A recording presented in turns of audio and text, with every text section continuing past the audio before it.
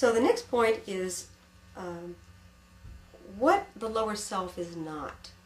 And that's important because it's easy to think that every negative experience is an experience of the lower self, but that's not what the lower self is. So focusing on one emotion, anger. Anger in general is not a fun emotion to have. Not that we can't occasionally enjoy blowing out a little bit of anger.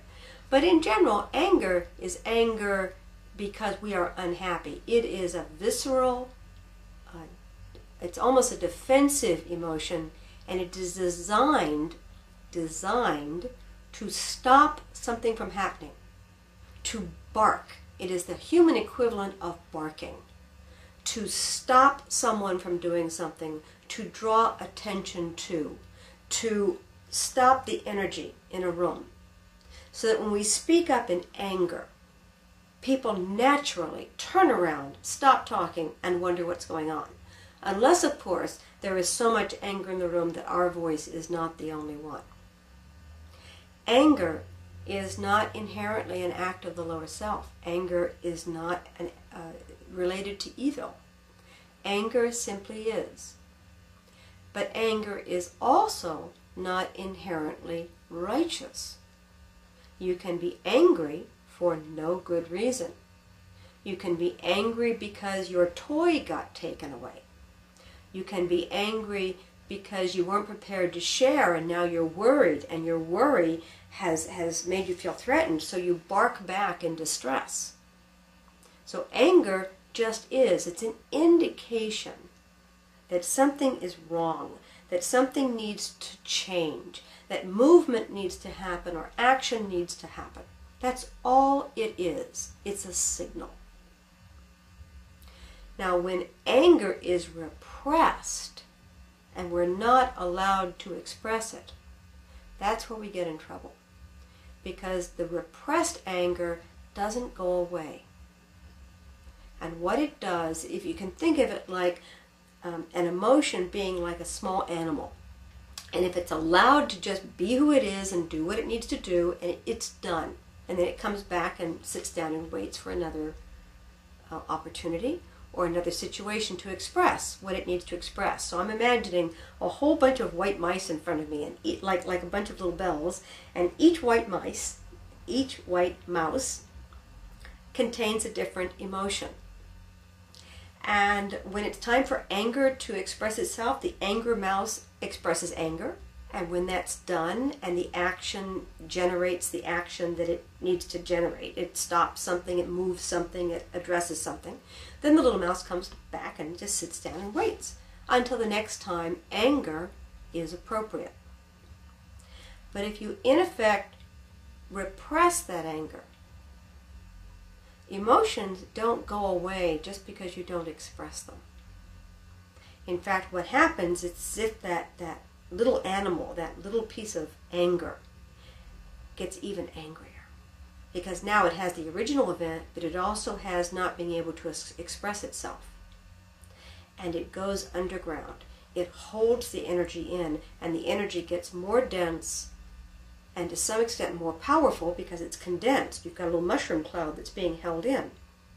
And the next opportunity it has to express anger, it may express a larger amount of anger because it's doing a 2-for-1 job.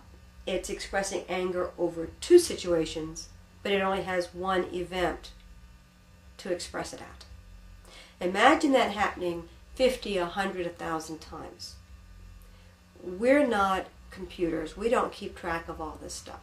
We lose count of the number of times where we felt angry or upset and did not express it and swallowed it and tried to pack it away someplace. So humans are usually not very conscious of the extent of their repressed emotions. And therefore, when an opportunity comes and those emotions are allowed to come out, they whoosh out. They come out in droves. And we say, I wonder why I'm so upset. Why am I crying so hard?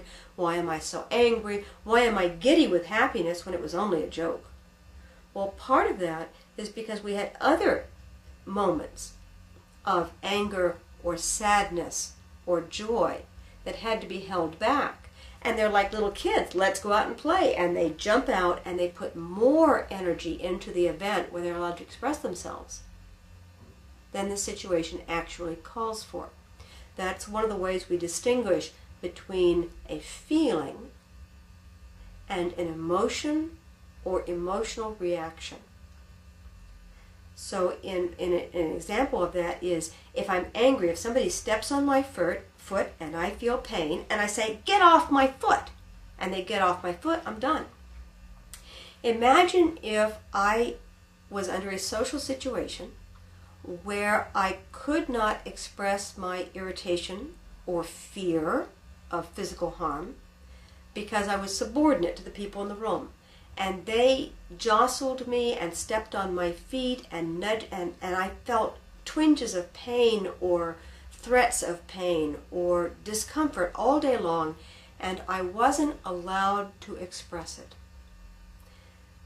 The phrase I use to describe what happens then is, in another situation, I do the equivalent of kick the dog. I try to find a situation where I can express that pent-up frustration and anger.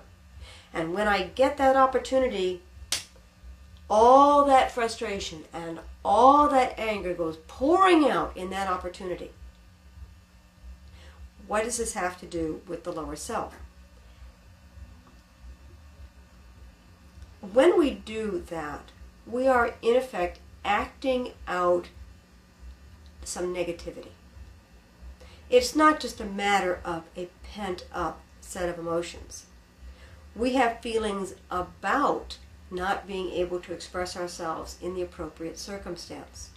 So besides the fact that I was jostled in a crowd where I'm a subordinate and I'm not allowed to express my feelings, added to the anger and distress is resentment. And added to that can be a dozen other feelings. I can be angry that I took the job in the first place. I can be angry that the people I'm associating with are that inconsiderate. I can be angry that other people aren't looking out after me and that I'm on my own and I can't handle the situation, so I keep having to swallow the anger and distress. All those, you can feel it, is all going into me. It's being added to by a ton of other frustrations and negative feelings that were in there in the first place. It's making quite a soup. And then, when I have an opportunity to release these feelings, I don't necessarily know why I'm so upset and angry. And where the lower self comes into this is when I am furiously angry at the dog, or the child, or the spouse, or the news, my lower self will egg me on. My lower self will justify my behavior. It will tell me, you ought to be angry at that politician or that murderer. The dog wasn't supposed to do that. You've told the dog 1,000 times. Children should not be undisciplined. You needed to be angry at that child. And your spouse never listens, and it gives you a whole list of the times they didn't listen. So he deserved your anger. It may have been a bit too much, but that's okay. It was still well deserved. That's where the lower self, the negativity, mixes into the natural and rightful, not righteous, but rightful anger. And it allows you to act out negatively and act out with negativity, and tells you not to feel bad about it. Now, if you can imagine that happening day after day, month after month, year after year, where you suppress emotions from one situation and let them pour out inappropriately in other situations as a solution, and your lower self is encouraging you and saying you're justified. All you have to do is find any justification, and it's okay to let all these feelings out, even though they belong someplace else.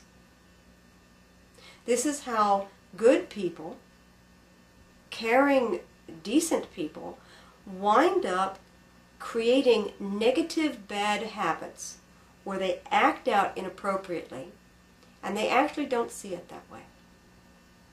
Because, number one, they feel justified, they've built up the justification in their own minds.